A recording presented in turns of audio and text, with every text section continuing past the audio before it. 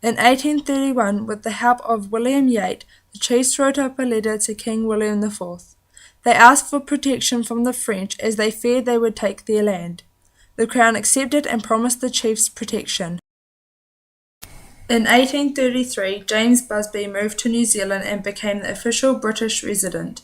This was to protect the Māori and growing number of British settlers.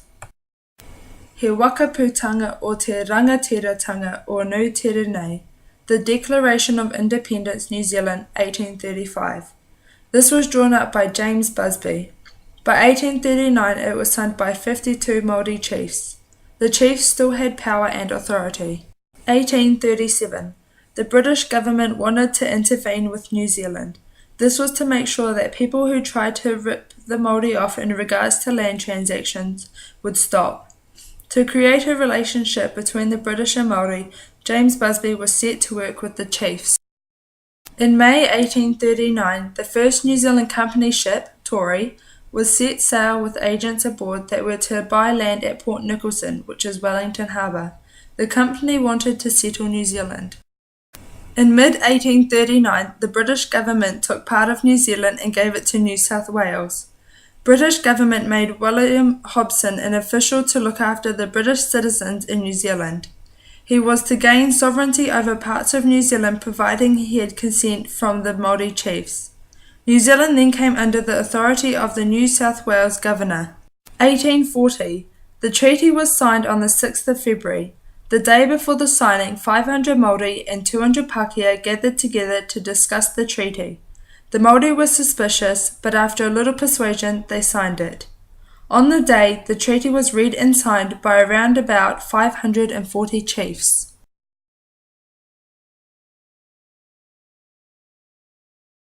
During Te Tiriti or Waitangi lectures, listening to all the information and happenings, I was thinking, why am I here? What does all that stuff mean, and how does it relate to me?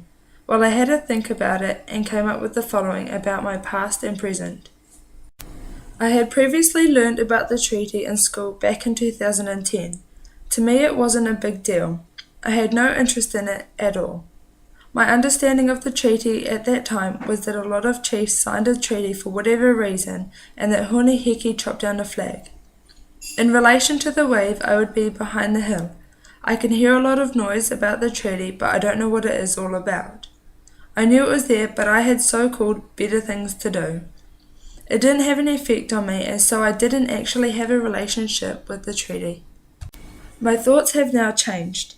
It amazes me that so many people stereotypically say that Māori were the bad ones. Well, I can surely say they weren't. In relation to the wave, I would be sitting on the beach. I now know what happened, and my relationship towards the treaty has grown by knowing and understanding what really happened. This journey has been one big learning curve. One main thing I have learnt from this is to not judge what you see, but to research and find out information before making a comment. This comes under the values matrix, respect and courtesy. I made an incorrect judgment that Māori were the bad and that they stole things, but really it was the British. Since learning that, I have changed how I see people and things that happen around me.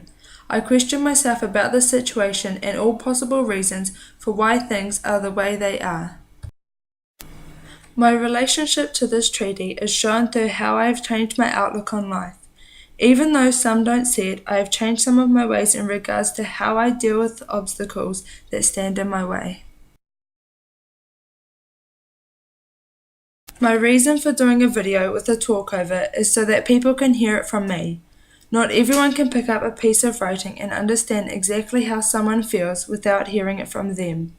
I also chose to do a video to challenge myself and do something different to what I would normally do. I chose to put the haka and waitas in the video because it is part of the Māori culture and they play a big role in the treaty. Each picture I've used has its meaning. For example, the potatoes. They are a symbol of the crops the Māori used to grow. And the pictures of the signing of the treaty, well, the picture says it in itself.